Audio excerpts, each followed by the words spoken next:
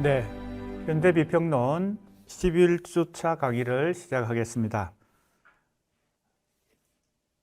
오늘부터는 우리가 멜랑콜리의 문학 비평적 가능성, 이 단원을 공부하게 되었습니다. 교재가 있는 수강생들은 234쪽 본문을 한번 봐주면 되겠습니다. 이 스크린에 올라와 있는데요. 제목이 멜랑콜리의 문학 비평적 가능성이고, 부제목은 정신분석 비평의 관점에서 이렇게 붙어 있습니다. 자, 그러면 이 제목과 부제목에서 이 논문 전체의 내용이 압축되어 있는데요. 핵심적으로 이 논문에서 다루고 있는 연구 대상은 멜랑콜리라고 하는 것입니다. 멜랑콜리라고 하는 개념을 흔히 많이 사용하는데, 우리말로 번역을 한다면 우울 혹은 우울증 정도가 되겠습니다. 근데 우리가 우울 혹은 우울증이라고 하면 인간이 겪는 어떤 정서 혹은 정동 혹은 감흥, 이런 어떤 개념으로 그 범주로 설명할 수 있는 것인데요. 지금 이제 우선 카테고리로 보면, 범주로 보면 이 정서 상태, 멜랑콜리라고 하는 정서 상태는 보통의 정서, 일반적인 정서 혹은 감정보다 조금 더 강력한 어떤 영향력을 가지고 있다고 할까요? 어떤 에너지를 가지고 있는 정서이기 때문에 조금 구별해서, 보통 정서, 감정이라는 것은 좀 정태적이잖아요. 어떤 느낌이나 감정을 가지고, 우리가 희노애락의 감정 같은 것을 보통 정서라고 그러는데요. 어떤 정서가 강한 어떤 힘을 가지고 그 정서를 가진 사람을 행동을 혹은 행위를 이끌는 정도의 정서를 우리는 아펙트, 그걸 이제 일본에서는 정동이라고 번역을 해서 한국에서도 정동이라는 번역을 많이 사용하는데, 나는 이제 감흥이라는 번역이 조금 더 적절하다, 이렇게 생각이 됩니다. 그래서 감흥이라고 번역을 하려고 합니다. 그런 정서를 이제 감흥이라고 말할 수 있습니다. 이 아펙트라고 하는 정동 혹은 감흥이라는 이 범주는 정신분석학의 대상입니다. 그래서 이 멜랑콜리도 그 감흥에 해당되기 때문에 프로이트 이후에, 프로이트로부터 시작해서 이 멜랑콜리 연구를 많이 했습니다.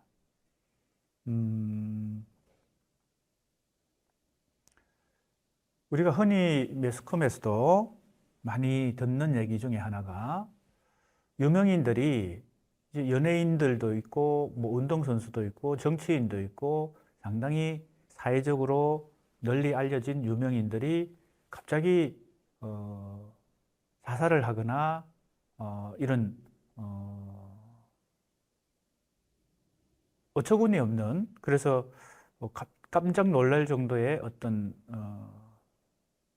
소식을 듣는 경우가 있는데, 그 원인을 보도하는 것을 보면 여러 가지 원인에 의해서 우울증 증세를 보여왔다, 이런 소식을 듣습니다. 그럼 이제 우리가 일상 속에서 흔히 이제 경험하는 그런 우울증이라고 하는 게 어떻게 그렇게 갑작스럽게 비극적인 사건으로 출현하느냐, 이런 것에 의문을 갖게 됩니다. 단순한 정서라면, 희노애락의 정서라면 그렇게 극단적인 선택을 하진 않았을 텐데, 도대체 우울증이 한 인간의 정서 상태를 어떻게 변화시켜서 그러한 상태까지 몰고 가느냐. 이것은 경험하지 않은 사람은 참 말하기 어려운 그러한 일종의 감흥 혹은 정동 상태일 텐데, 그래서 이제 조금 전에 일반적으로 정서나 감정이라고 말하는 상태와 정동 혹은 감흥이라고 말하는 상태가 차이가 있다, 이렇게 보는 것이죠. 인간의 정신 상태 혹은 심리적 구조를 연구하는 것이 정신분석학이기 때문에 이 정신분석에서 이 멜랑콜리 이것도 일종의 정상이라고 볼 수 있죠. 정신분석학에서는 이 정상을 연구하죠. 그래서 이제 가장 일반적인 정상을 꿈이라고 보고, 정상은 무의식이 발현되는 것, 그죠? 혹은 심리적 어떤 메커니즘이 혹은 어떤 뭐라 그럴까, 구조가, 심리적 구조가 겉으로 현상으로 드러나는 거, 이게 정상이니까 꿈이 이제 대표적인 정상이고요. 일상적으로 꿈이나 말실수 또는 농담 이런 것에서도 이 무의식의 메커니즘이 혹은 구조가 숨어 있던 것이 노출된다는 겁니다. 그 이외에 많은 정상들이 이제 병리학적으로 연구되는 것이죠. 그래서 대표적으로 크게 세 가지 유형을 정신분석학에서는 이 정상의 유형을 구분하는데 몇 번 얘기한 것 같습니다. 첫 번째는 신경증. 신경증 안에는 대표적으로 히스테리와 강박증이라고 하는 또 세부 정상이 있습니다. 그 다음에 신경증 다음에 도착증.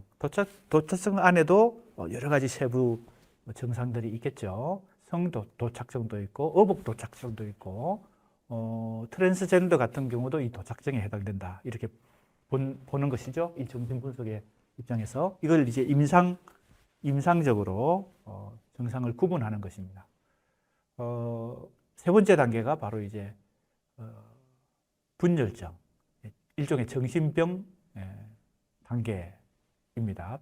자폐증도 여기에 해당되고 분열증도 해당되고, 요즘 조현병이라는 이름으로 많이 언급되고 있는 것이 이제 이 분열증인데, 정신분열증. 이 멜랑콜리는 가장 이 어떤 어느 범주에 속하기보다는 굉장히 이 세 가지 큰 정상을 다 포괄하는, 그래서 상당히 흔히 나타나는 그러한 감흥 혹은 정상이라고 볼 수 있는데, 정신분석학에서 이 멜랑콜리를 상당히 오래전부터 연구를 했습니다. 그래서 프로이트로부터 출발을 했습니다. 그런데 이 멜랑콜리 정상은 즉 프로이트가 정신분석학에서 연구하기 이전부터, 아주 오래전부터 이런 정상을 겪는 사람들이 많았기 때문에 오래전부터 연구의 대상이었어요. 그래서 정신분석학에서 본격적으로 좀 더 세계적으로 혹은 구조적으로 이 감흥 상태를, 멜랑콜리라는 감흥의 정상을 연구하기 전에, 즉 프로이트가 연구하기 전에 많은 사람들이 이걸 연구해서 그걸 우리가 공부해 보려고 합니다. 그것이 바로 1장의 이 머릿말에 후반부에 나오게 됩니다. 그러면 지금 이 제목에서 우리가 알 수 있는 것은 이 멜랑콜리라고 하는 감흥이 문학 비평에서도 가능성을 갖는다. 자, 기본적으로는 지금 병리학적으로 접근하는 관점이 있고 문학 예술적으로 접근하는 관점이 있습니다. 이 멜랑콜리에 대해서. 오히려 문학 예술적인 접근에서는 이 멜랑콜리가 부정적인 현상으로 이해되기보다는 창조의 원천, 그죠?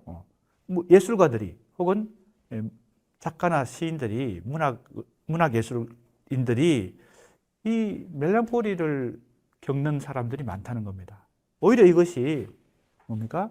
위대한 작품을 만들어내는, 위대한 예술 혹은 문학 작품을 만들어내는 원동력이 될 수도 있다는 것입니다. 그런 점에서 상당히 이 문제적인 것이죠. 이 멜랑콜리라는 감흥이요.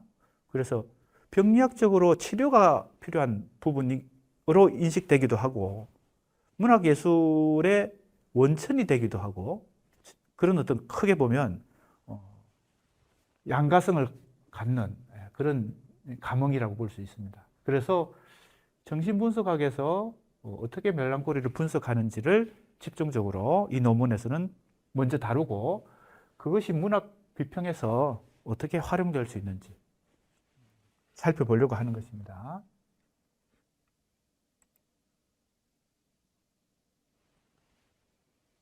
멜랑콜리, 이거 이제 우리말로 번역하면 이제 우울증 정도가 되겠습니다. 이것은 이성적 사유 능력과 대비된다 그랬으니까, 자,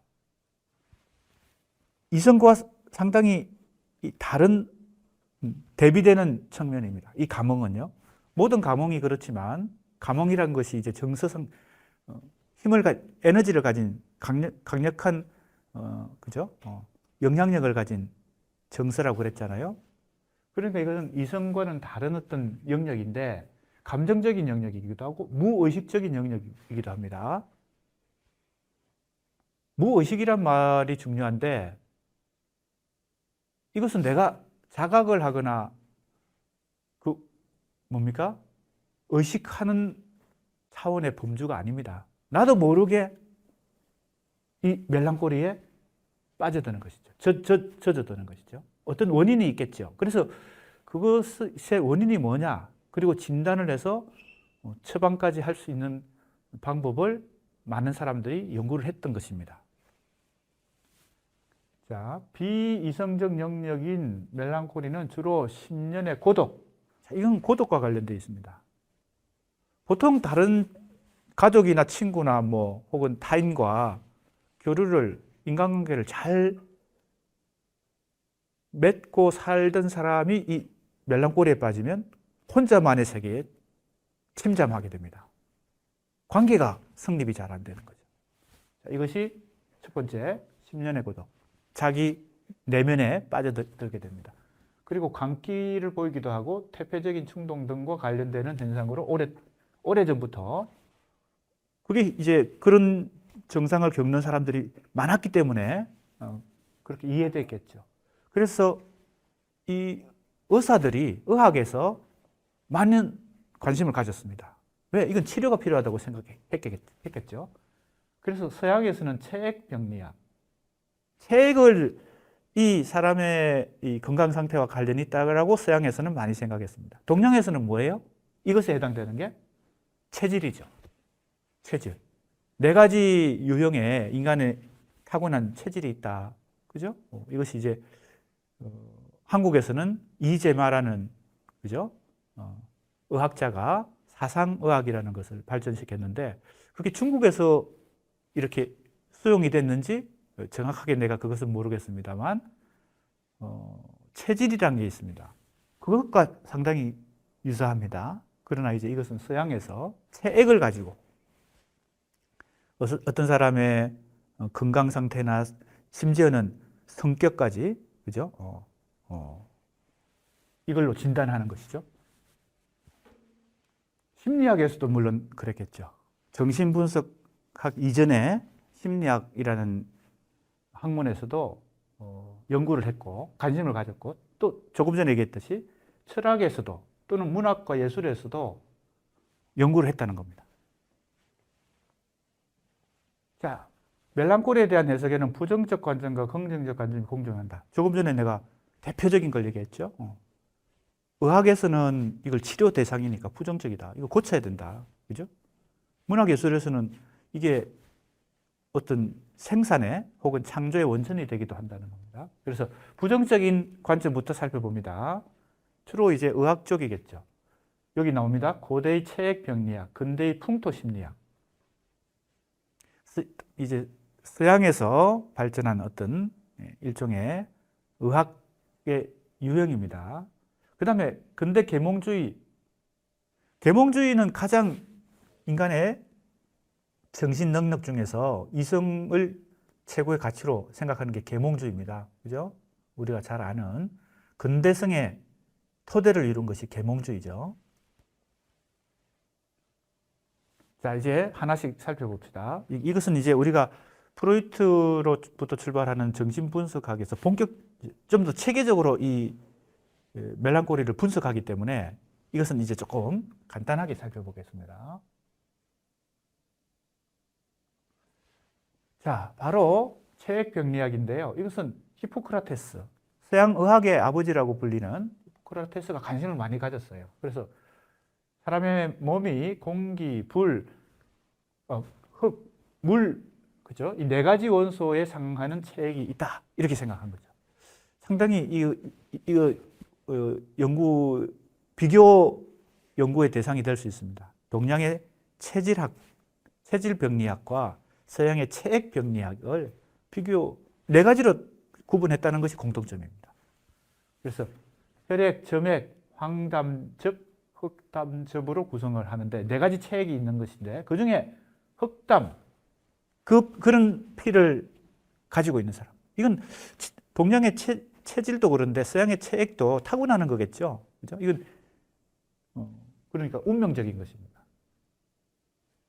멜랑콜리아라는 말이 이제 이 어원인데요. 이것 자체가 금원이라는 어원이 갖고 있습니다. 금다라는 것이죠. 그러니까 금원 피를 가진 거예요. 금원과 담즙, 이 두 가지가 어원적으로 결합돼서 멜랑콜리아가 생겼습니다. 그러니까 어원에 충실한 거죠. 이 흑담즙이라는 게. 그 다음에 풍토심리학에서 헬파흐 같은 사람은 걱정, 제약감, 추적, 망상, 연약함, 감옥함, 절망감 등으로 그 특징을 증상을 들었겠죠. 불안과 발작 증세로 나타나고 불행이나 상상적 불행, 이런 여러 가지 고정관념이 원인이다. 그러니까 자, 그 다음에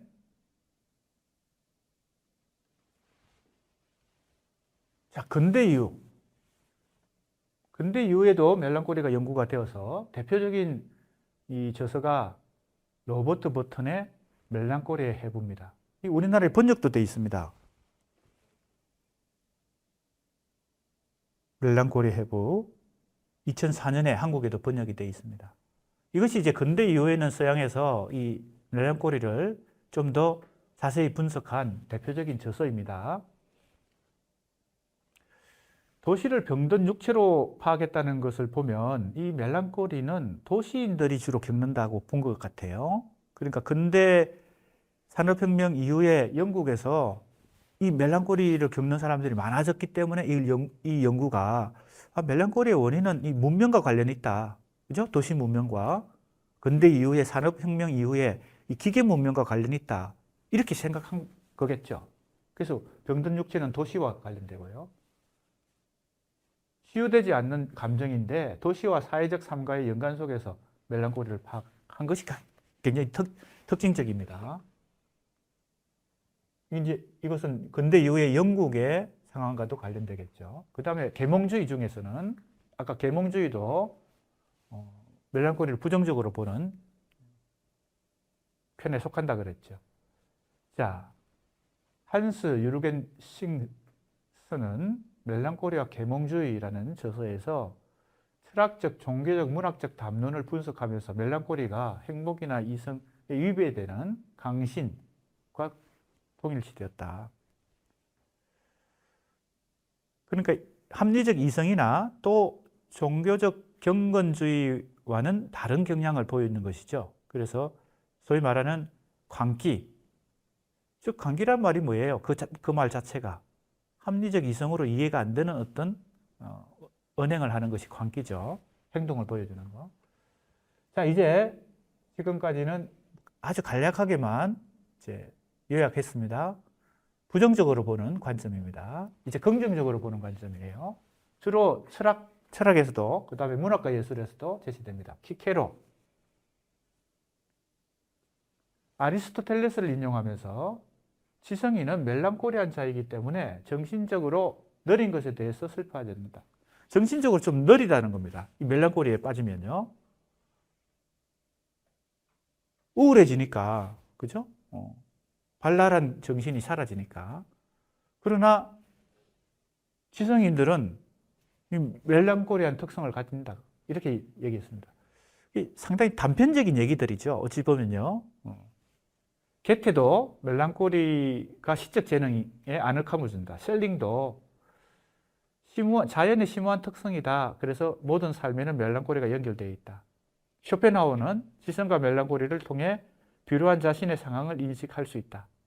그래서 철학자들도 혹은 문학자들도 질병이 아니라 정신적 질환이 아니라 정신적 활동의 원천이고 예술을 위해서 필요한 요소다. 필수적이다.까지 생각을 했다는 겁니다. 그러니까 상당히 이 멜랑콜리는 상반된 두 가지 관점으로 이해된 것이죠. 자, 유명한 이 디러, 멜랑콜리에 대한 긍정적인 시각을 보여준 화가가 있습니다. 20세기 들어서 독일의 화가인데요. 디러. 이 유명한 이 그림이 뭐 여러 곳에 많이 확인할 수 있는 것입니다. 멜랑콜리아 파노프스키의 현대적 해석에 의해 제시됩니다. 자, 이 동파나인데요. 이 멜랑콜리아 1이라는 작품이에요. 그래서 이 동파나 속에 등장하는 이 인물, 이 인물은 뭔가 연구하는 사람입니다. 깊이 뭔가를 사색하고 연구하는 사람인데 기하학, 천문학, 연금술 등등의 도구가 이 사람 주변에 놓여 있고 박쥐가 날아옵니다. 멜랑콜리아라는 콜이라는 글귀를 이렇게 들고 날라. 동파나니까요. 그래서 상당히 이 작품이 뭔가 많은 것을 암시해 준다는 것입니다. 자, 이제 정신분석학에서 본격적으로 이 멜랑콜리에 대해서 어떻게 분석하는지. 자, 이런 관점에서도 이제 정신분석, 특히 프로이트가 이제 이 멜랑콜리를 분석하게 되는데요. 이 멜랑콜리라는 하나의 테마 혹은 감흥만 가지고도 우리가 지금 뭘 선명하게 이해할 수 있나 하면요. 프로이트의 정신분석학이 우리 인간의 지식체계에 끼친 큰 뭡니까? 성과라고 할까요? 큰 성과가 이 멜랑콜리 연구의 정리를 통해서도 선명하게 나타납니다. 인간의 감흥 상태, 즉 정상의 하나인 멜랑콜리를 엄청나게 많은 사람들이 연구해 왔는데 프로이트 이전의 연구와 프로이트 이후의 연구가 선명하게 갈라지는 것입니다. 그만큼 프로이트가 인간의 지식체계에 큰 성과를 보여줬다. 즉 정신분석학이라는 학문이에요. 그걸 이제 실감할 수 있는 장면입니다. 왜 그런가 하면요. 조금 전에 프로이트 이전에 이 인간의 멜랑콜리 정상을 많은 사람들이 연구를 해왔지만 사실은 어찌 보면 현상을 진단하거나 혹은 단편적으로 생각하거나, 그죠? 자기 입장에서 장점과 단점을 얘기하거나 뭐 이런 정도이지, 소위 말해서 구조적 체계, 내가 말하는 무의식의 메커니즘, 그죠? 심리적 구조의 체계성을 연구하는 데까지는 도달하지 못했거든요. 그런데 이제 프로이트가 어떻게 이 분석하는지를 이제 보면 그 전에 멜랑콜리 연구와는 상당히 차원이 다른 연구를 하게 됩니다. 자, 이제 그걸 우리가 이 멜랑콜리라고 하는 하나의 구체적인 영역에서도 확인할 수 있습니다. 자, 프로이트에 의해서 20세기에 본격적으로 정신분석학이라는 관점에서, 정신분석이라는 관점에서 연구가 됩니다. 이후 정신분석학, 철학, 문해학 등에서 중요한 쟁점을 형성하고 락강, 지제, 크리스테바 버틀러 요즘 뭐 상당히 많이 논의되는 페미니즘 이론의 가장 영향력 있는 그런 이론가죠. 버틀러, 아감벤 등에 의해서도 계속 재해석이 됩니다. 지적으로부터 출발한 이 분석이요. 그러니까 아까도 조금 전에 내가 얘기했듯이 멜랑콜리 연구에서 한 중요한 획을 긋는다. 누가? 이 프로이트의 분석이요. 자, 이전에 이 관점보다 심층적이고 체계적인 해명을 시도했다. 자, 그러면 이 논문은 우선 프로이트의 멜랑콜리 분석을 먼저 공부하고 그 다음에 그것에 대해서 좀 더 자기 나름의 새로운 재해석을 한 이론가들이 바로 지젝을 하기 위해서는 락강을 거쳐야 되거든요. 지젝은 락강을 락강과 헤겔을 종합한 그런 어떤 이론가이기 때문에, 그리고 락강을 헤겔적으로 접근해서 어디다가 접목시켰어요? 대중문화에 접근시켰어요. 특히 영화. 그래서 현대 문화 이론이든 현대 철학에 이 락강이, 지젝이 많은 영향을 주고 많은 뭡니까?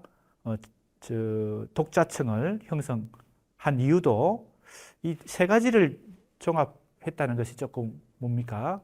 획기적인 것이죠. 락강의 이론을 헤겔적으로, 그리고 대중문화를 구체적인 예로서 접근을 했습니다.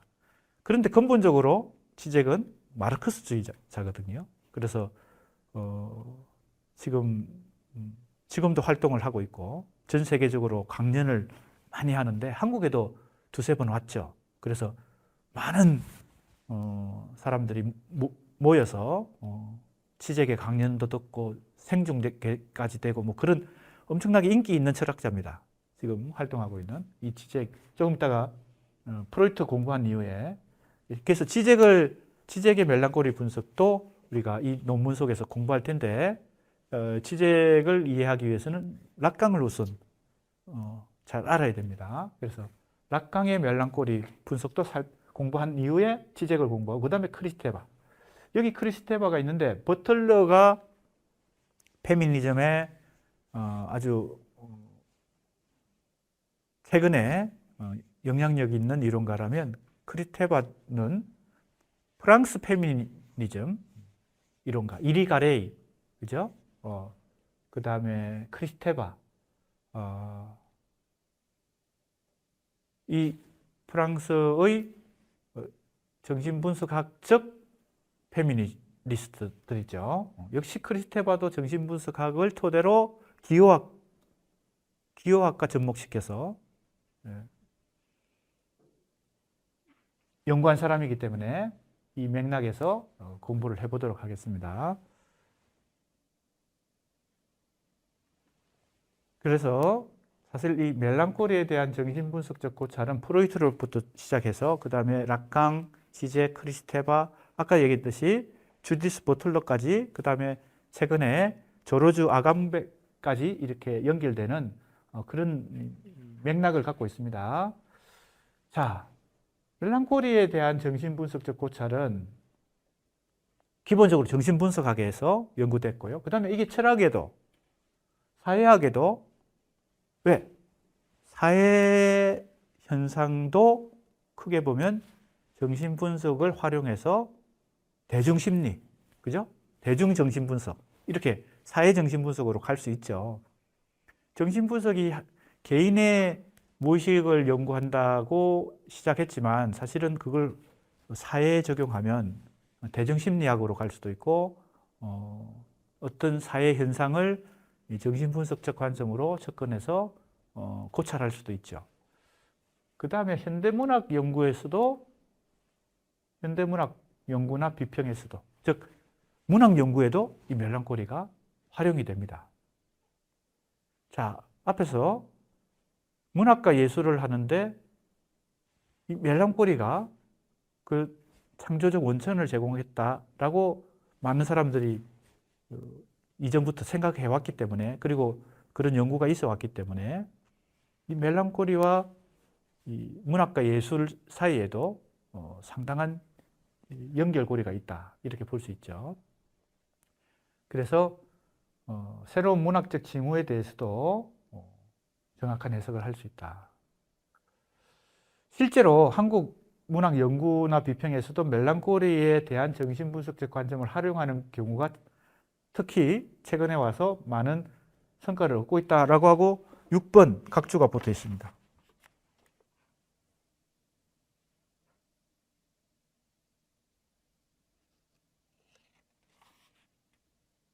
교재가 있는 사람은 6번 각주, 여기도 각주가 여기 있습니다. 이게 평론인데요. 평론의 제목이 춤추는 우울증의 윤리. 그죠? 그 다음에 탕하의 위장술과 멜랑콜리의 시약, 우울의 양상, 언술 특성으로서 애도와 우울증. 그죠? 자, 이렇게 다양하게 한국 문학을 연구하거나 비평을 하는데도 활용될 수 있다. 그런 점에서 이 논문의 제목이 왜 멜랑콜리의 문학 비평적 가능성인지를 이해할 수 있어야 되겠습니다. 자, 이제 프로이트로 갑니다. 여기서부터 사실은 시작입니다.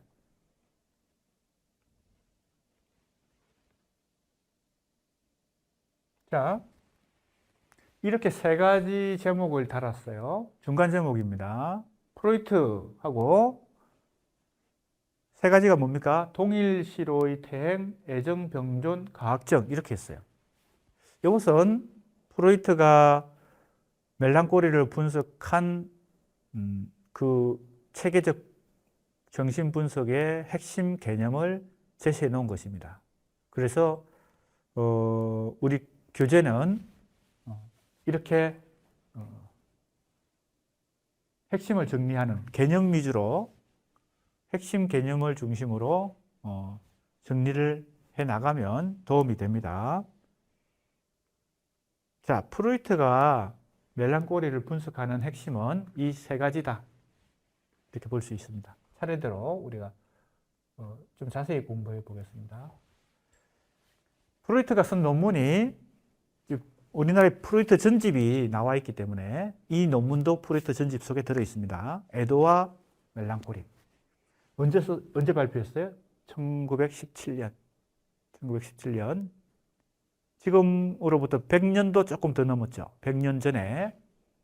지금 2021년이니까 104년 전이네요. 그죠? 맞습니까? 104년 전에 이 프로이트가 발표를 한 것인데요.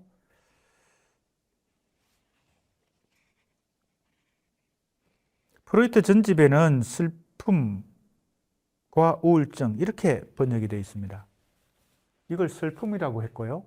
번역이 여기 트라우어 독일어입니다. 그죠? 프로이트가 오스트리아 사람이죠. 독일어를 써서 저술을 활동을 했기 때문에 이걸 슬픔이라고 번역했는데 사실은 슬픔이라고 번역하면 조금 너무 보편적이고 포괄적이 돼버리니까 어떤 정서 상태. 그래서 이걸 애도, 그 다음에 이걸 우울증으로 그냥 번역했습니다. 뭐 틀린 번역은 아니죠. 멜랑콜리를 우리말로 번역하면 우울증이 가장 적절하니까. 그러나 이제 이 우울증이라는 번역이 이 멜랑콜리가 가진 이 복잡한 이 구조적 양상까지 다 표현하기가 좀 어렵기 때문에 그냥 멜랑콜리로 나는 번역을 합니다. 그래서 멜랑콜리라고 그냥 하는 사람들이 또 많죠. 우울증으로 번역하는 사람도 있고. 그래서 실제 그 각주 7번 보면요. 번역하신 분이 이 프로이트 전집 13권에 나오는 이 논문을 애도와 멜랑콜리로 번역을 했습니다. 미안합니다. 슬픔과 우울증이라고 번역했는데 애도와 멜랑콜리라고 번역하는 게 조금 더 적절하다고 보고요. 자, 이 제목 자체가 뭡니까? 프로이트가 인간이 겪는 감흥 중에서, 즉 아펙트 중에서 이 두 가지가 비교할 만하다는 겁니다. 원인은 똑같은데 원인은 뭡니까? 가장 최초의 원인은 상실감입니다. 상실감으로부터 애도가 올 수도 있고 멜랑콜리가 올 수도 있습니다. 이 두 가지를 비교하는 것이 이 논문의 목적입니다. 자, 우선 공통점과 차이점이 있습니다. 공통점과 차이점. 공통점은 가장 최초의 원인, 가장 기본적인 것은 사랑하는 사람을 상실하거나 사랑하는 사람 자리에 대신 들어선 어떤 추상적인 것, 즉 조국, 자유, 어떤 이상, 그죠? 내가 추구하던 이념, 그죠? 때로는 내가 사랑하던 사람과 이별하거나 내가 추구하던 이념이 깨어지거나 이런 경우에 뭘 가장 먼저 경험할까요? 상실감입니다. 그래서 그게 꼭 사람이 아니라 가치, 그죠? 어떤 추구하던 가치 혹은 이념 이런 것들도 상실하게 되면 상실감에 빠지죠. 자, 그래서 뭔가를 상실했다고 하는 것이 첫 번째, 이 멜랑콜리나 애도나 멜랑콜리에 빠지는 원인이 됩니다. 그런데 여기서 중요한 것은 차이점인데요. 첫 번째 차이는 멜랑콜리란 의식에서 떠나, 즉 무의식의 대상 상실이고요. 애도는 상실에 관해서 어떤 것도 무의식적인 것이 아니니까 의식하는 것입니다. 자, 첫 번째 이 차이가 중요합니다. 애도는 내가 무엇을 잃어버렸는지 아는 것입니다. 간단하죠? 부모님이 돌아가셨다. 즉 사랑하는 가족이 과의 이별을 내가 의식할 수 있죠. 그래서 그것을 뭡니까? 어떤 절차에 의해서 장례 절차, 즉 애도 기간을 갖는 것입니다. 그래서 이제 그 가족인 경우도 있지만 뭐 국가 원수나 뭐 대통령이나 존경하는 사람이나 최근에 뭐 종교 지도자가 돌아가시는 경우, 그죠? 어떤 종교든 그러면 슬픔을 경험하죠. 왜? 상실감을 느끼니까요. 사랑하는 사람을 잃어버렸으니까. 그랬는데 애도로 가는 경우는, 그죠? 이 감흥 상태가 의식하는 것입니다. 상실의 대상을 의식하는 것입니다. 그런데 멜랑콜리는 상실의 대상을 의식하지 못한다. 즉 무의식 속에, 아까 내가 얘기했지만 뭘 잃어버렸는지 모르는 채, 그죠? 자기도 모르게 이 상실감을 경험하게 되는 것입니다. 뭘 잃어버렸는지 모른다. 뭐하고 관련될까요, 이게? 정신분석학에서는 이런 것을 트라우마라고 그럽니다. 우리 트라우마라고 하면 정신적 상처인데, 정신적 외상인데, 그것을 자기가 최초의 그 트라우마를 경험하는 순간에는 충격을 받지 않는 것입니다. 뭔지 모르기 때문에. 뭘 잃어버렸는지 모르고, 뭐가 날 파괴했는지, 뭐가 나에게 폭력을 가했는지 모르기 때문에 그 순간에는 모르고 지나갔지만 나중에 그것이 트라우마로 정신적 상처를 입히는 것이 트라우마거든요. 그러니까 이것도 트라우마에 해당됩니다. 멜랑콜리에 빠지는 사람은 자기가 무엇을 잃어버렸는지 모른 채 상실감을 무의식적으로 경험하게 되는 것입니다. 자, 그것이 첫 번째고요. 둘째는 차이점을 얘기합니다. 애도에서는 나타나지 않는 자애심의 추락이 멜랑콜리에서 나타난다. 자애심이 뭐예요? 다른 말로 하면 자기를 사랑하는 것이고 자존감이라고도 말할 수 있습니다.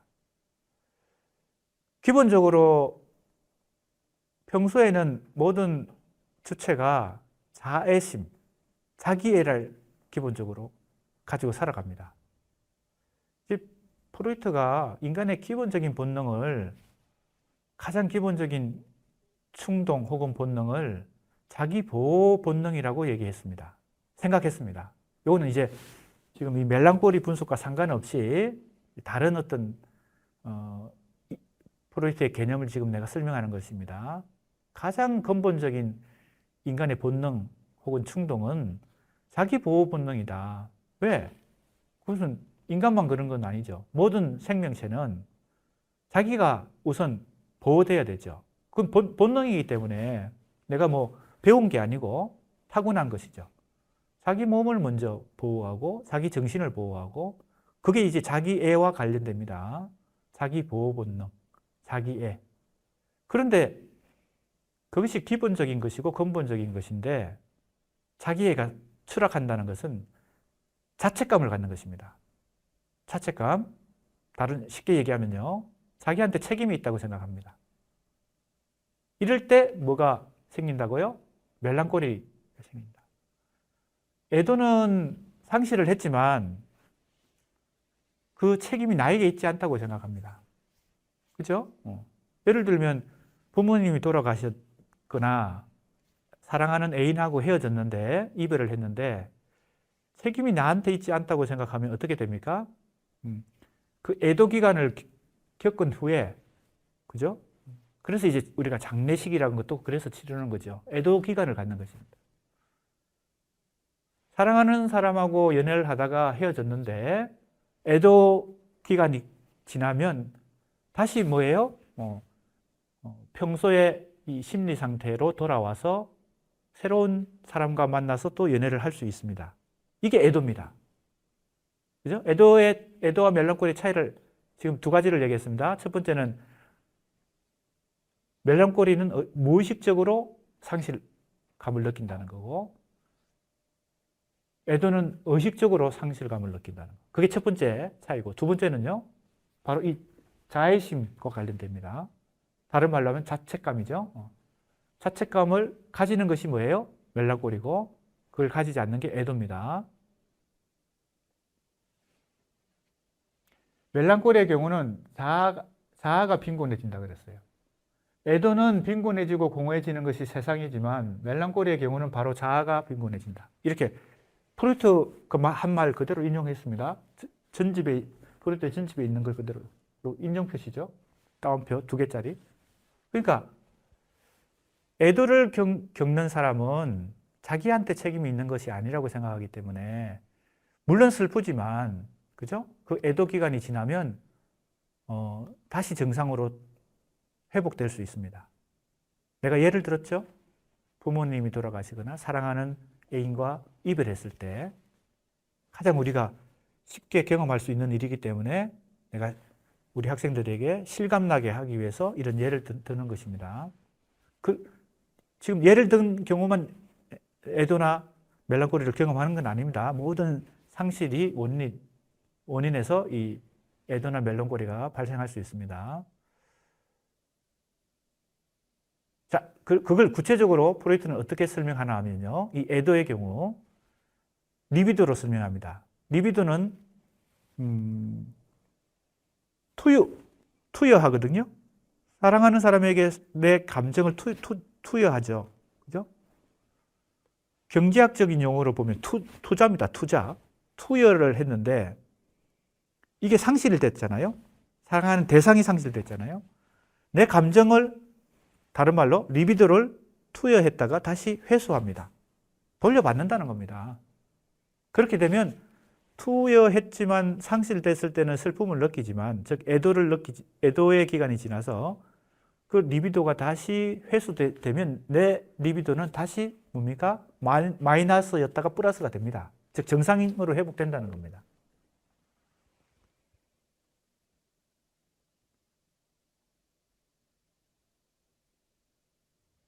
그런데 멜랑콜리의 경우는 이 투여한 리비도가 돌아오지 않는 것입니다. 회수가 안 되는 것입니다. 어디에 부착이 됩니까? 고착이 됩니까? 그 대상에게 고착이 됩니다. 대상과는 이미 헤어져서, 그죠? 그게 부모님의 돌아가신 상황이든 애인과 헤어진 상황이든 아무튼 대상은 이미 떠났는데 내 리비도는 그 대상에게 아직도 고착이 되어 있는 것입니다. 돌아오지 않는 것이죠. 회수가 되면 애도의 감흥 상태가 되는데 회수가 안 되니까 멜랑콜리에 빠집니다. 이것이 차이입니다. 내가 조금 보충 설명을 했어요. 이 자애심의 추락과 관련해서. 그렇게 되니까 자기를 사랑하는 마음, 자존심 이런 것이 뭡니까? 훼손되고 깨어집니다. 그러니까 자기 심리가 뭐라고 할까요? 추락하는 거죠. 자, 여기 봅시다. 에도는 궁극적으로 대상의 상실을 인정하고 자신감을 잃지 않으면서, 자, 이제 자존감, 자신감, 이게 다 자애심과 관련됩니다. 다 같은 의미 맥락을 가져요.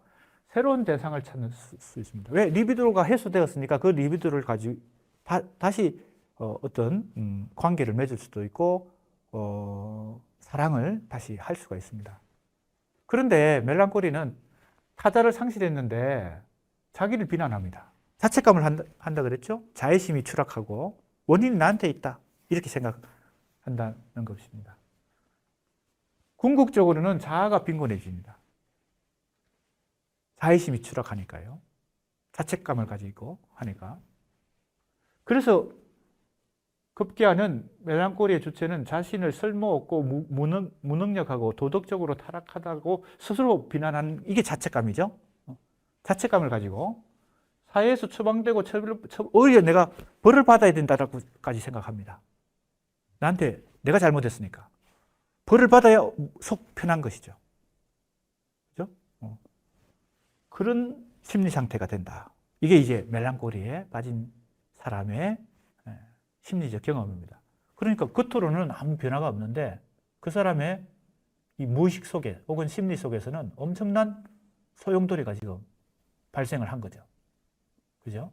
그래서 우리가 아까 예를 들었던 유명인들이 갑자기 자살로 생을 마감했다 했을 때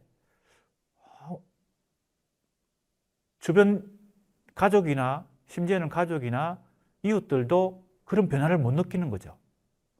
그러나 그 본인에게 있어서는 심리적으로 엄청난 경험을 하고 있었던 것입니다. 이런 것이 바로 정신분석학입니다. 정신분석은 프로이트가 이전에 다른 사람들이 단편적으로 분석했던 것들을 심층적으로 뭘 분석해내는 거예요? 정신의 구조를 분석해내는 것입니다. 체계적으로. 자, 그래서 때로는 도덕적 열등감의 망상은 불면증 혹은 단식으로 이어지고 살아있는 것을 생명에 기속시키려는 본능까지도 그죠? 억누르게 된다. 자, 이제 프로이트의 분석을 조금 더 보겠습니다. 자신감이 사라지고 자아가 빈곤해진다라고 하는 것이 일종의 병리적 증상인데, 그래서 이제 프로이트의 입장은 앞에서 우리가 프로이트 이전에 살펴봤던 뭡니까? 부정적 관점과 긍정적 관점 중에서 어디에 속합니까? 당연히 부정적 관점에 속하죠. 왜냐하면 프로이트가 의사니까요. 프로이트는 철학자가 아닙니다. 의사로서 정신분석학이라는 것을 만들어냈어요. 정신과 의사입니다. 간단히 얘기하면요. 의사의 입장이기 때문에 이건 치료해야 될 증상이죠. 그러니까 자아가 빈곤해지는 이거 병리적 증상으로 일단 취급을 하는데 그 원인이 어디 있는지를 분석해서 원인을 제거해야, 그죠? 원인을 진단하고 그걸 처방을 해야 치료를 할 수 있잖아요. 프로이트는 그걸 연구한 것입니다. 자, 원인은, 자, 여기서 중요합니다. 자, 원인은 멜랑콜리의 정신분석적 분석에서 프로이트는 어떤 것을 찾아냈냐면요. 이러한 원인은 왜 자아가 빈곤해지냐, 왜 자책감을 가지느냐 했을 때 아까 내가 설명했던 리비도를 고착시켜버린다. 투자한 리비도를 그 대상에게 고착시켜버리고 회수가 안 된다는 겁니다. 그 대상에게 내 리비도가 고착됐다는 말은 뭔가? 그러나 그 대상은 이미 이별한 상태이거나 죽은 상태인데, 즉 대상은 상실된 상태인데 그 대상에 대한 뭐예요? 리비도를 회수하지 않은 것이죠. 자, 그것이 바로 여기 나옵니다. 상실한 대상과 자기 자신을 동일시한다. 이때 동일시라는 메커니즘을 찾아냅니다. 동일시해요. 내가 사랑하는 사람과 나를 동일시합니다. 대상은 이미 상실됐는데 자기를 그 대상과 동일시합니다. 부모님이 돌아가셨는데 대상과 동일시합니다. 그래서 그 슬픔을 이기지 못하는 거죠. 그죠? 사랑하던 애인이 자기를 이별을 했는데 그 대상과 자기를 동일시합니다. 자, 여기서부터 많은 것들이 발생하는데, 잘 봅시다. 그건 나르시시즘과 관련이 있다는 겁니다. 그래서 간단하게 얘기하면 이 동일시는 나르시시즘적 속성을 갖고 있기 때문에 나르시시즘적 동일시입니다. 나르시시즘적 동일시예요. 즉, 자기 만족적인 동일시입니다. 그래야만 뭐예요? 이 슬픔을 견딜 수 있기 때문에 대상과 자기를 동일시 해버립니다. 현실을 인정하지 않는 것이죠. 이해가 됩니까? 사랑하는 사람과 헤어지고 이별하고 그래서 상실되었는데 사랑하는 대상과 상실하지 않으려고 동일시를 해버립니다. 그러니까 리비도가 해소가 안 된다는 겁니다. 자, 보세요. 인용을 했습니다. 프로이트가 말하고 있는 것입니다. 여기 나오죠? 정상적인 결과라면 대상에게 집중되었던 리비도가, 그죠? 이게 집중이라는 표현을 씁니다. 아까 내가 투여라는 말을 쓰고 투자란 말까지 썼는데 집중이라는 표현도 씁니다. 리비도 집중, 리비도를 거기에 집중시키는 겁니다. 사랑하는 관계에서는 리비도가 그 사랑하는 사람에게 집중되어 있죠. 그죠? 연애할 때도 그렇고, 그죠? 대표적으로 우리가 예를 들 수 있는 것은. 근데 리비도가 철회됩니다. 다시 회수된다는 겁니다. 새로운 대상에게 자리가 바뀌는 거죠. 그런 경우는 애도입니다. 애도. 보통이겠지만 여러 가지 다른 조건들 때문에 다른 식의 결과가 초래된다. 즉 저항한 힘을 지니지 못한 대상 카덱시스. 요 번역이 좀 어렵기 때문에 그냥 번역하신 분이 카덱시스라고 번역한 것 같아요.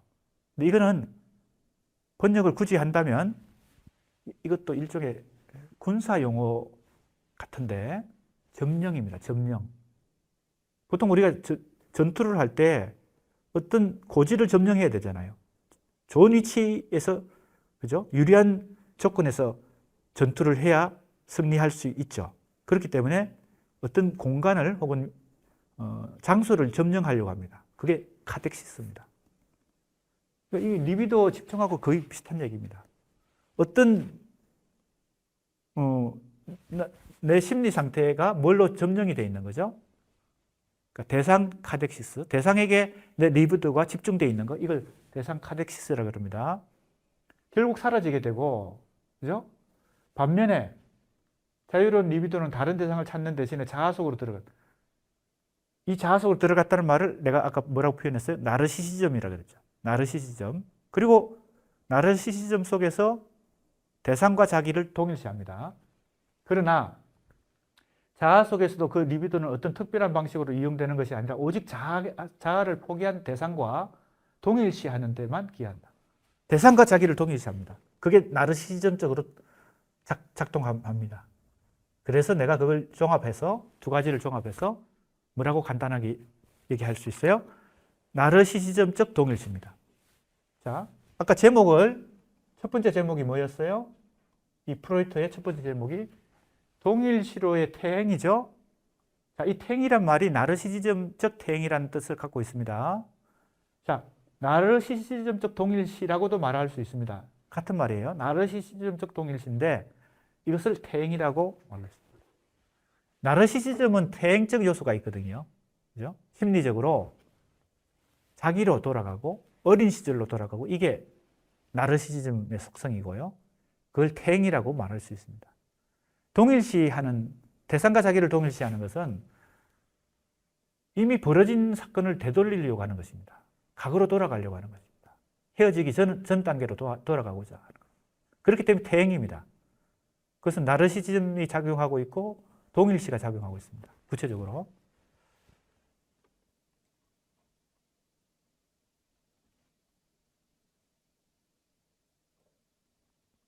자, 여기 다시 돌아왔습니다.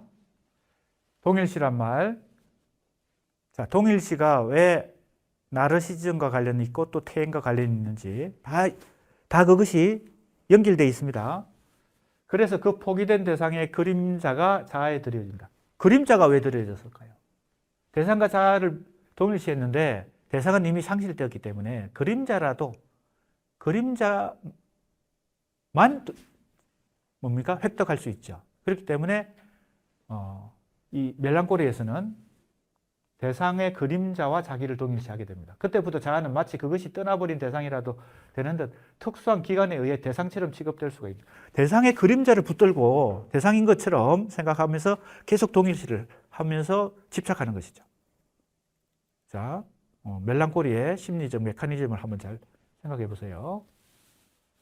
이런 식으로 대상 상실은 자아 상실로 전환되고 자아와 사랑하는 사람 사이의 갈등은 자아의 비판적 활동과 동일시에 의해 변형된 자아 사이의 분열로 바뀌게 됩니다. 자, 비판도 하고 동일시도 합니다. 대상을 단순히 동일시만 하는 게 아니고요. 동일시하면서 비판도 합니다. 그러니까 대상의 그림자와 뭘 하게 되는 거예요? 사랑과 정오를 동시에 왕복하게 됩니다. 대상과 애정관계를 갖고 사랑과 정오를 동시에 경험하는 것이 연애를 하는 현실이라면 대상의 그림자와 사랑과 정오를 동시에 하는 것은 바로 멜랑콜리입니다. 이해가 됩니까? 예. 그래서 나오는 그 다음 단계가 뭐예요? 애정병존입니다. 애정병존. 그러니까 겉으로는 멀쩡하고 아무 변화가 없는 사람이 멜랑콜리에 빠지면 뭡니까? 나르시시즘적 동일시와 퇴행에 빠지고 그 안에서 대상의 그림자와 엄청난 애정병존의 투쟁을 벌이게 돼요. 전쟁을 벌이게 되는 것입니다. 그 심리 속에서. 사실은 대상과 싸우는 게 아니고 자기 자신과 싸우는 것인데 대상의 그림자와 애정병존의 각축전 혹은 전쟁을 벌이게 된다. 이렇게 볼 수 있습니다. 왜냐하면 이 두 가지 사이에 분열이 일어나기 때문에 사랑하던 자아가 그죠? 그 대상을 상실했음에도 불구하고 투여된 여기 내가 아까 표현했던 투여가 나옵니다. 투여된 리비도가 회수, 즉 철회되어 새로운 대상을 찾는 게 애도라면 그렇게 하지 못하는 그 자신의 내부로 그 리비도가 고착이 되면 대상과 동일시하는 쪽으로 리비도가 고착이 되면 주체는 이전의 대상과 자기 자신을 동일시하게 된다. 결국 멜랑콜리의 주체는 분열에 시달리는데 사랑하는 대상과 자신을 동일시하는 부분 자아가 존재하고 다른 한편으로는 비판적인 자아가 계속 비판을 합니다. 자기 자신도 비판하고 상대방도 비판하고 그러면 애정이 병존 현상이 벌어집니다. 그 내면의 무의식 속에서 혹은 심리 속에서 애정 병존이 그러니까 애정 병존은 엄청난 갈등이거든요. 뭐 전쟁이라고도 말할 수 있는 정도의 애정 병존이 생기게 됩니다. 그걸 분열로 표현했습니다. 그래서 상실한 대상과 자기를 동일시하는 것이 멜랑콜리의 핵심적인 메커니즘이고 이것은 나르시즘적 퇴행을 파생하는 중요한 원인이다. 그랬어요. 자, 동일시, 대상과의 동일시, 두 번째는 나르시즘적 퇴행입니다. 사실은 이 순서가 이 심리 속에서 무의식 속에서 일어나는 것이기 때문에 정확하게 순서가 이러한 것인지 우리가 한번 생각해 볼 필요가 있습니다. 상실한 대상과 자기를 동일시했기 때문에 나르시즘적 퇴행이 일어났는지 나르시즘적 퇴행이라는 심리 상태가 대상과 자아를 동일시하게 만들었는지는 사실은 그 순서, 선후관계는 불명확합니다. 사실 동시다발적으로 일어났다고 볼 수 있습니다. 동시에 일어났다고 볼 수도 있습니다. 이 현상과 이 현상이 대상과 동일시하는 심리 상태와 나르시즘적 퇴행은 사실은 같은 현상을 다른 각도에서 본 것이다. 이렇게도 말할 수 있습니다. 이해가 됩니까? 그래서 그러나 이제 나는 지금 이걸 순서를 동일시 다음에 퇴행 이렇게 했고, 그래서 제목에서 이 두 가지를 결합해서 하나의 제목으로 삼은 것입니다. 동일시로의 퇴행이라고 했습니다. 이해가 됩니까? 이 동일시로의 퇴행 안에는 두 가지가 결합되어 있죠. 하나는 뭐예요? 상실한 대상과의 동일시, 두 번째는 나르시시즘적 퇴행. 왜 이 두 가지를 두 개의 단계로 나누지 않고 이 하나로 묶어서 얘기하는지 이해가 됐죠? 두 개는 동시에 일어난다고도 말할 수 있고, 하나의 현상인데 다른 각도에서 분석한 것이라고도 말할 수 있습니다. 동일시로의 퇴행. 그래서 그것을 하나로 묶어서 얘기했고, 그 다음 단계가 애정병존입니다. 애정병존. 그죠? 그 다음 단계, 이 애정병존의 갈등이, 즉 자아가 분열된 채 갈등을 일으키면서 애정병존이 엄청난 투쟁, 전쟁이 일어나는데, 이 내면 속에서 그 다음 단계로 가면 가학정, 가학행위가 일어납니다. 그러니까 폭력을 행사하게 됩니다. 그런데 문제는요, 자 봅시다. 이처럼 대상 사랑을 동일화로 대체하는 것이 나르시즘적 질병에서는 중요한 메커니즘으로 자리 잡는다. 정신분열증의 회복 과정에서 이런 메커니즘이 작용하고 있음을 지적한 바 있다. 이런 메커니즘은 한 유형의 대상 선택에서 원초적인 나르시즘으로 퇴행, 자, 나르시즘 퇴행이란 말이 나오죠? 나르시즘 퇴행 보여주는 것이다. 우리는 이미 동일시가 대상 선택의 예비 단계, 자아가 대상을 선택하는 최초의 방식, 양가 감정이란 말이 나옵니다. 양가 감정, 이게 바로 애정, 그죠? 사랑과 정오가 공존하는 애정 병존과 관련됩니다. 자, 그 다음에 좀 흥미있는 얘기인데, 흥미있는 얘기가 나와요. 뭔가 하면요. 자, 이거 한번 봅시다. 이게 프로이트가 다 지금 분석하고 있습니다. 멜랑콜리를 굉장히 심층적으로 분석하고 있죠. 체계적으로. 자, 내가 여기서 강조하고 싶은 거는요. 자, 이 부분인데요. 이 논문의 제목이 멜랑콜리의 문학 비평적 가능성이잖아요.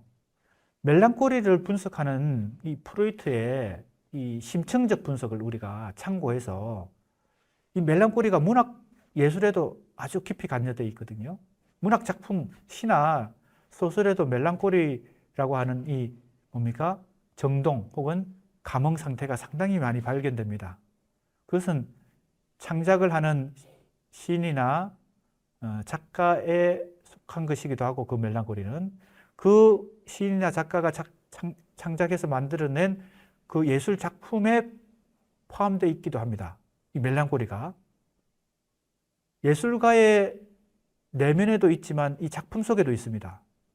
그럼 이 작품을 분석하는 비평가가 이 멜랑콜리를 어떻게 분석하느냐? 이게 문학 비평이잖아요. 이 멜랑콜리의 문학 비평적 가능성이라는 이 논문의 제목은 적어도 우리가 문학 예술 작품에서 멜랑콜리를 분석하는 비평가가 혹은 연구자가 프로이트 이전의 그 단편적이고 현상적인 분석, 그죠? 아까 앞에서 쭉 소개했죠? 1장 머리말에서 프로이트 이전의 멜랑콜리 분석들을 정리했잖아요? 소개했잖아요? 그 정도의 현상적이고 단편적인 분석을 하면 안 된다는 겁니다. 적어도 프로이트 이후에, 프로이트보다 더 심층적으로 또 분석을 하고 있거든요. 최근에 프로이트 이후에 이론가들이요.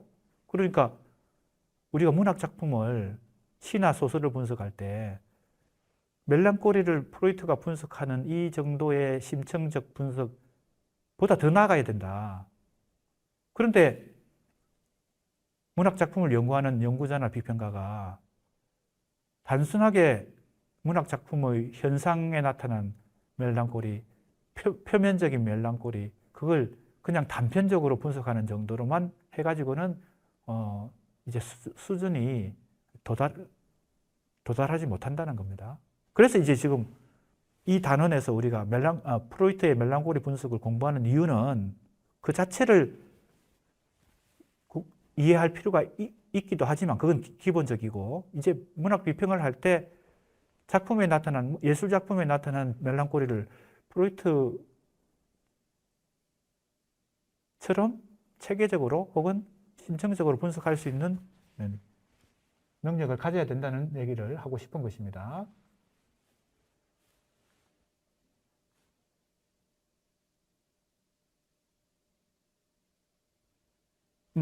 자, 또 한 가지 흥미있는 얘기를 합니다. 프로이트가요, 이런 과정이 일어나는 리비도 발달 단계의 구강기에는, 자, 이렇게 했어요. 구강기란 말을 썼습니다. 구강이 뭐예요? 입, 구자, 입, 구자. 강이라고 하니까 입 속에 이 구조, 이걸 구강이라고 말합니다. 구강. 언어학 하는 경우에, 언어학이나 국어학이나 뭐 중국어 의학을 공부할 때 이 발음 기관, 그죠? 발음 기관을 공부할 때 이 입을 그려놓고 어디서 발음, 이 자음과 모음이 어디서 발음 나는지를, 그죠? 표시하잖아요. 그게 그때 구강 구조를 우리가 그립니다. 이게 구강입니다. 입속, 이것이 구강입니다. 입술은 뭐예요? 입술. 구순입니다. 입술 순자, 구순. 그래서 구강기라는 말이 도대체 뭐냐? 그리고 리비도 발달 단계란 말이 뭐냐? 자, 이걸 또 이해할 필요가 있습니다. 자, 일단은 프로이트가 이 멜랑콜리가 발생하는 이 심리적 메커니즘은, 무의식의 메커니즘은 일단 뭐예요? 나르시시즘적 퇴행이 일어나고 대상과 자기를 동일시하고 그 다음에 애정병존이 일어나고 한다는 것인데, 이 나르시시즘적 퇴행이라고 하는 심리적 상태가 이 리비도 발달 단계의 구강기에 해당된다는 겁니다. 그래서 퇴행입니다. 그래서 퇴행이에요. 나르시시즘적 퇴행입니다. 자, 이것이 각조 14번에 붙어 있습니다. 교재가 있는 사람은 14번을 잘 한번 보세요. 구강기라고 했는데 이거 번역을 이제 구순기라고 번역하고, 내가 조금 전에 얘기했잖아요. 구강과 구순은 뭐 차이가 있지만 사실은 이제 이 번역의 차이이기도 하고요. 그래서 구순기라고 생각하면 되겠습니다. 이걸 오랄이라고 번역해, 오랄 스테이지. 스테이지가 단계잖아요. 단계, 구순 단계, 오랄 단계입니다. 자, 보세요. 프로이트가 이론한 리비도 발달 단계. 간단히 얘기하면 프로이트가 인간의 리비도가 발달한다. 성장 과정에 따라서. 그럼 이제 구체적으로는 나이도 이렇게 구체적으로 얘기했지만 사실은 그게 정말 정확하게 그 나이에 이 발달 단계가 적용될 수 있는지 그거는 의학적인 차원이니까요. 자, 리비도 발달 단계에서 전성기기가 있고 그 다음에 성기기가 있겠죠. 전성기기를 다시 세분했습니다. 프로이트가.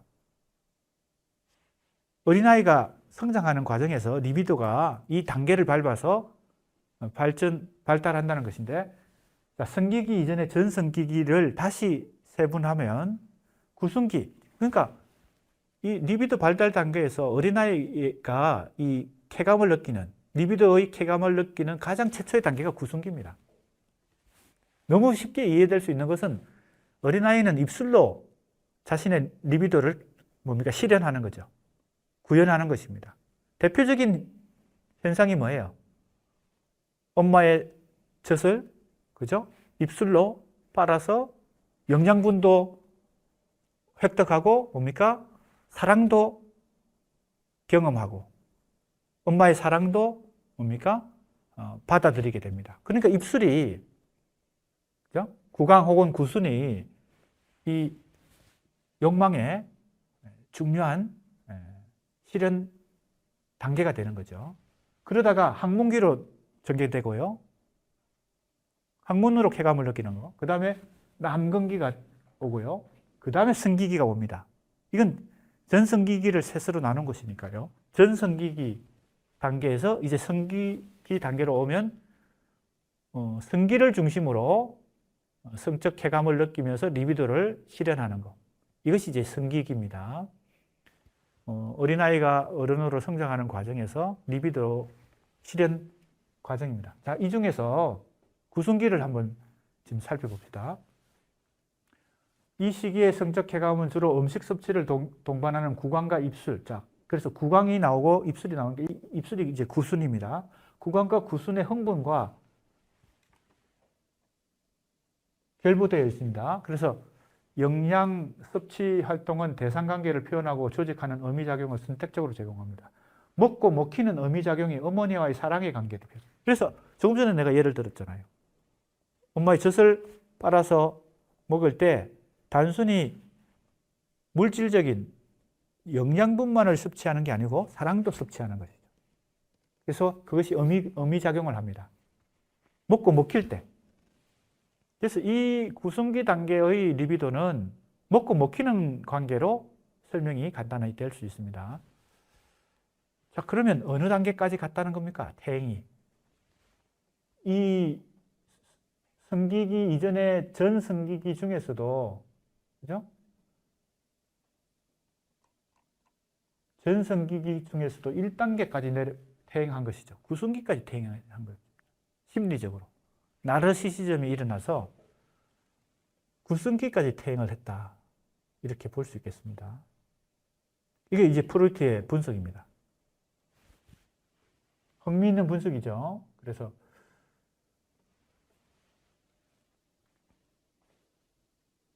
대상 카덱시스가 장애물을 만나면 다시 나르시시즘으로 후퇴할 수 있다.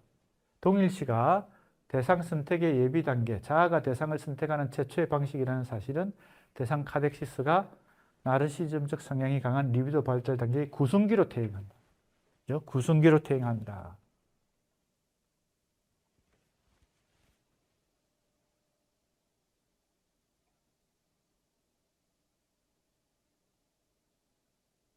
자, 이제 그 다음 단계인데요. 이처럼 나르시시즘적 대상 선택이 나르시시즘으로 퇴행하는 과정은 애도와 구별되는 멜랑콜리의 중요한 특성이다. 그죠? 상실한 대상과 자기 자신을 동일시하는 메커니즘이 애정병존을 발생시킨다. 자, 이거 설명해 앞에서 다 한 것이지만 다시 이제 애정병존에 대해서 프로이트가 설명하고 있는 구절을 인용을 했습니다. 자, 이 인용 부분부터 다음 시간에 계속 공부를 해 나가도록 하겠습니다.